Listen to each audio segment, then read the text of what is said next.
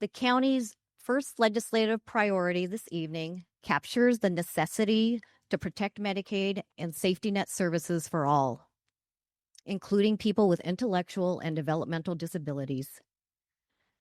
Medicaid is a foundation of support for people with disabilities. It not only provides health insurance, it also funds essential services that make independence, safety, and community life possible.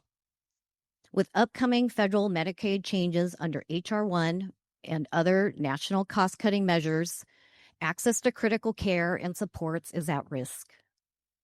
We're asking lawmakers to safeguard access to the healthcare, employment, respite, and daily living supports that make independence possible for people with intellectual and developmental disabilities. Our first speakers, Rachel and Nate Nemhauser, will share why these protections are critical.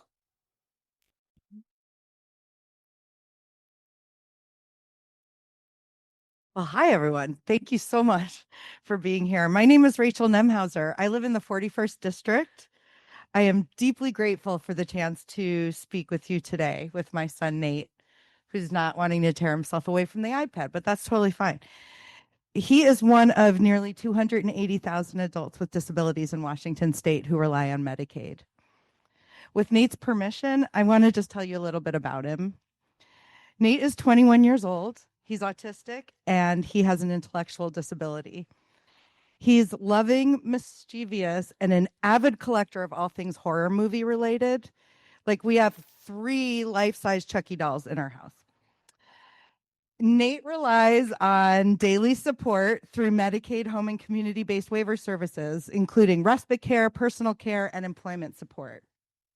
These services keep him safe, healthy, and engaged in the community.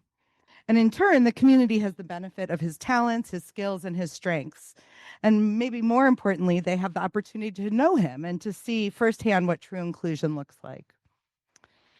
Right now, Nate is in his final year of his school's transition program.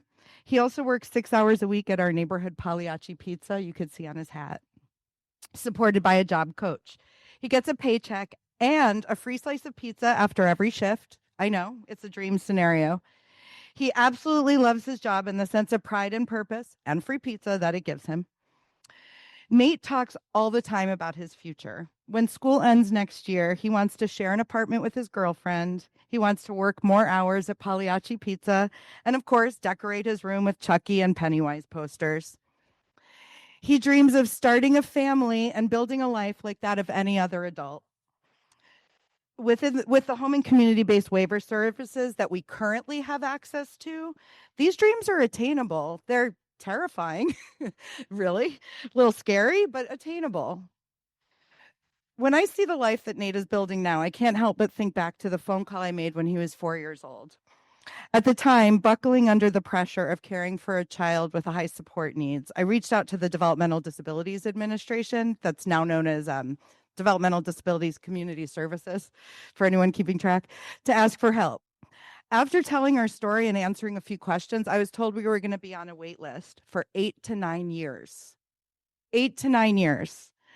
I remember hanging up the phone and feeling devastated. It's an awful feeling as a parent to build up the courage to reach out for help, only to be told there is no help. It doesn't exist.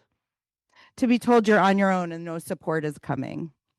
And in the end, it actually did take almost 8 years before Nate finally did start receiving the services he needed, and before we were finally able to surround him with the support he needed to thrive. For families like ours, Medicaid has made Nate's life possible and his dreams are achievable. Through Medicaid, Nate has access to essential supports, healthcare, employment assistance, personal care, community-based services that help him live and work and belong. These aren't extras and they're not luxuries. They're the scaffolding that holds his life together. But after the recent Medicaid cuts go into effect over the next few years, that scaffolding is at risk of collapsing. The programs and supports that Nate depends on are being squeezed. Job coaching hours are at risk of being reduced. Case managers are stretched too thin.